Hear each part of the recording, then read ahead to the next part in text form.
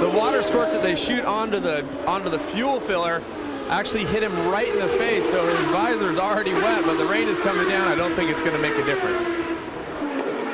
Thanks, Chandler Steele. That was a almost a comment of those there. Now the pit, whoa, look at Alex Tagliani sideways. You can see that the surface is getting wet. It is definitely raining down in turn 3. Alex Tagliani just caught out there. Really nothing he could do. It would have started raining. You know, he wouldn't have known that it was raining in this corner. No, he wouldn't. He was, I think he was, well, there's Sebastian Bourdais. He just scrabbled around as well, didn't he? There's Will Bow, and Oriol Servia spins as well. That is the R-Sport pit. That's Paul Gentilozzi. We want to see there. There is Oriol Servia. He's lost it as well. It's gone from great to appalling for Oriol Servia in the course of just 3 laps. And he's definitely stalled the motor. He's avoided contact with Alex Tagliani. He stopped short of the R-Sports car, but certainly the pits are closed now as the full course caution is out. And part of the reason, Jeremy, is this concrete patch. Yeah, there's lots of changes of surface here in Toronto. And let's talk about your race earlier on. You raced in the wet this morning. You go from asphalt to concrete and back to asphalt again. It really does make it particularly tricky in these sort of conditions. The two different surfaces have a very different grip level when it starts to get wet. Essentially, concrete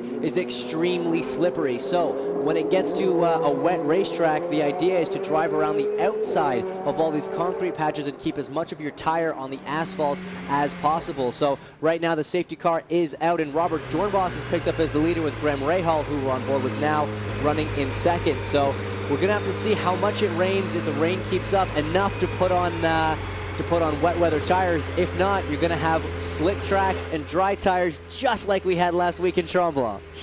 Jeepers, and this is absolutely very tricky conditions. It's all gone wrong for Oriol Servia. He led early on, and here he is now getting bump started.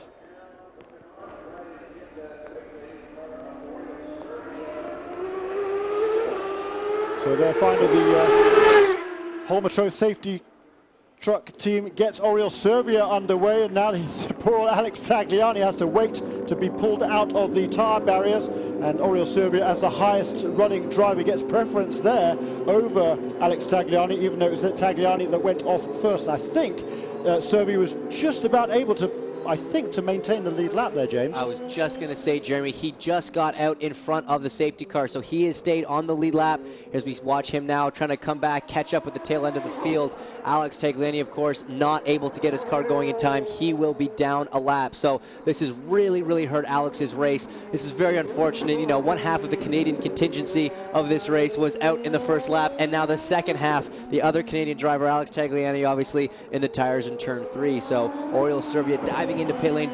Not diving into pit lane. Pits are closed. Pits are closed. I was just going to say that would have been a mistake. So you got a toe start there, but you saw that rope that was tangled around the wheels, and luckily it threw its, the rope became disentangled as he went round that right-hand turn. So that could have been nasty to get that rope tangled around the suspension.